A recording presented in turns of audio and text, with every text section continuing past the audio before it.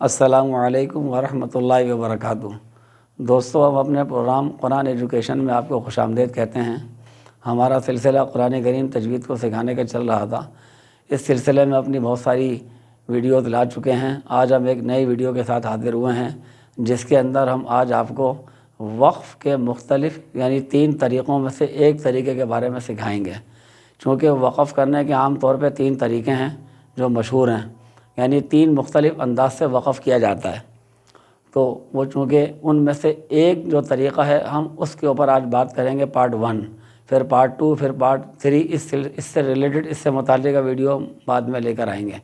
اس وقت ہم صرف وقف کا ایک طریقہ، جس کو گول والی تا، جس کو تائے مربوطہ بھی کہا جاتا ہے۔ اس گول تا کو ہم پچھلے اپنی ویڈیوز کے اندر بتا چکے ہیں کہ گول والی تا کو تائے مربوطہ بھی کہا جاتا ہے۔ تو کوئی ایسا ورڈ ہو، کوئی ایسا لفظ ہو قرآن کریم میں کہ جس کے آخر میں گول والی تا آتی ہو، تو جب اس ورڈ پہ ہم اس لفظ پر وقف کریں گے تو پھر ہم کیا کریں گے، کس طرح کریں گے، اور جب اس پہ وصل کریں گے ملا کر پڑھیں گے تو اس میں کیا کریں گے۔ اچھا، اس سے پہلے ہم آپ کو تھوڑا سا اس کا وقف اور وصل کا مطلب سمجھا دیں۔ جس لفظ پر ہم ٹھہرتے ہیں، رکتے ہیں اور سانس ٹوٹ جاتا ہے، اس کو وقف کہتے ہیں۔ وقف کا معنی ہوتا ہے ٹھہر جانا، رک جانا، اور وقف کے اندر سانس کا توڑنا ضروری ہے، سانس کا ختم ہو جانا ضروری ہے۔ سانس ختم ہونا بہت ضروری ہے وقف کے اندر۔ اگر آپ سانس ختم نہیں کر رہے، سانس آپ نے روک لیا اور سانس روک کر کے بھی آپ رک گئے کہ سانس بھی رکا ہوا ہے، اور پھر آپ نے آگے پڑھ دیا، تو پھر وہ وقف نہیں ہے، وہ سکتہ ہے۔ وہ تو سکتہ کے اندر اور وقف کے اندر سانس ختم ہونے کا اور سانس روکنے کا فرق ہے۔ وقف کے اندر سانس توڑا جاتا ہے، ختم کیا جاتا ہے، اور سکتے کے اندر سانس روکا جاتا ہے۔ تو یہ سانس توڑنے کا ہے وقف۔ اور اگر ہم سانس نہیں توڑتے، اس لفظ کو اگلے لفظ کے ساتھ ملا کر پڑھتے ہیں ایک ہی سانس کے اندر، تو اس کو کہتے ہیں وصل۔ تو جب ہم کسی لفظ پر وقف کریں گے، سانس ختم کریں گے، تو اس کا طریقہ اور ہوتا ہے۔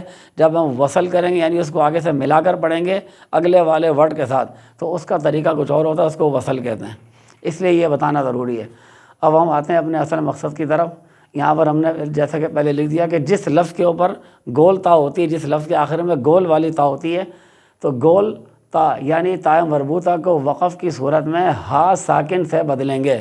ہا سے بدلیں گے اور وہ بھی ساکن ہوگی، جزم، اس کے اوپر جزم لگائیں گے۔ ہا ساکن کا مطلب ہے اس ہا کے اوپر جزم پڑھیں گے، اگرچہ اس کے اوپر زبر، زیر پیش ہو، کچھ بھی ہو، لیکن ہم جب وقف کریں گے تو بھی جزم پڑھیں گے۔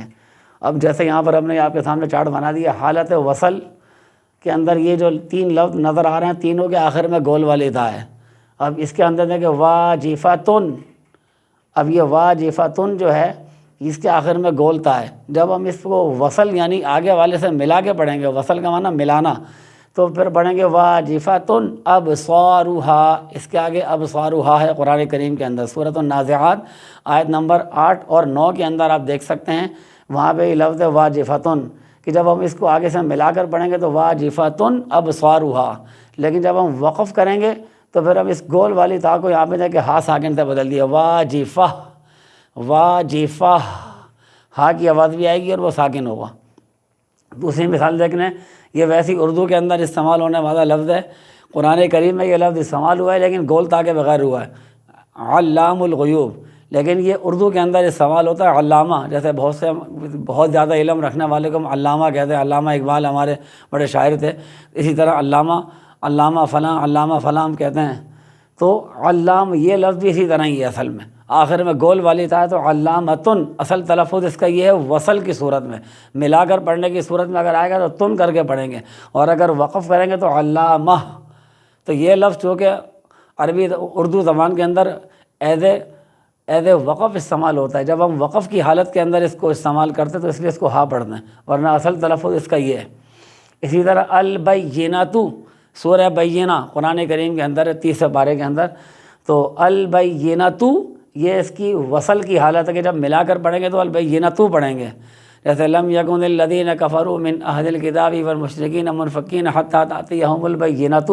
تو حتی تأتیہم البینۃ رسول من اللہ، اگر ملا کر پڑھیں گے تو البینۃ رسول من اللہ، لیکن اگر وقف کریں گے تو البینہ۔ یہ اس کی مثال ہے۔ اب ہم آپ کے سامنے کچھ چیزیں ایسی آیتیں رکھتے ہیں اس کے آگے کہ جس کو اگر وقف کے ساتھ ملائیں گے تو پھر کیسے اس کے آگے کون سی آیت ایسی جس کو ہم پڑھیں گے؟ یہاں علامہ کو کا لفظ بھی ہٹا دیتے ہیں، اس کی جگہ اور کی مثال لے آئیں گے. جیسے واجفتن، اب اس کے آگے اس کو جب وصل کر کے اس کو بھی ہم مٹا دیتے ہیں. واجفتن ابصارها،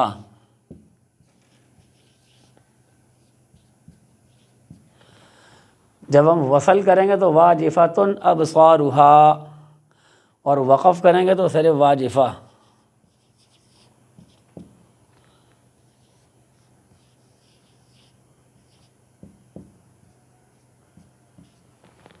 یہ ہم نے ہا کو ساکن کر دیا، واجفہ. اسی طرح البینۃ حتی تأتیہم البینہ، تو حتی تأتیہم یا دوسری مثال لے لیتے ہیں، البینہ کو چھوڑ دیتے ہیں، یہ لمبی مثال ہے، ہم چھوٹی مثال لیتے ہیں.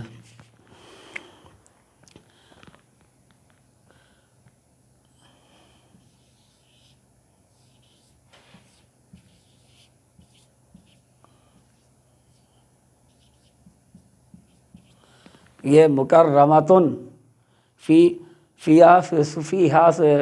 صحف مکرمہ، یہ مکرمتن ہے.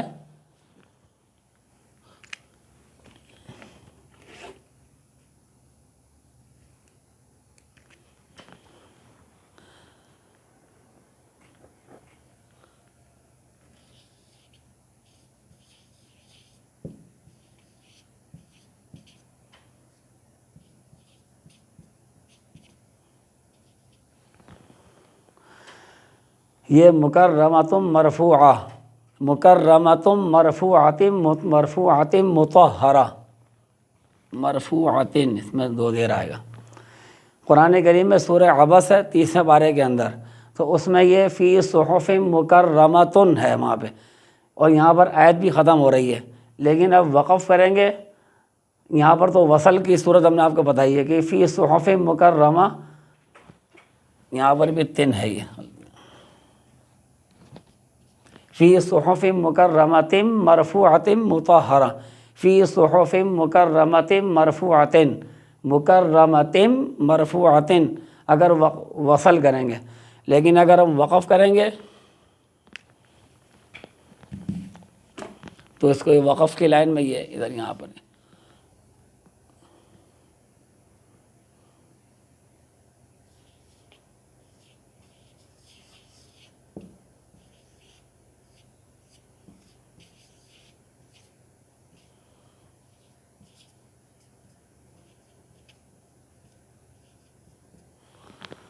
صحف مکرمہ.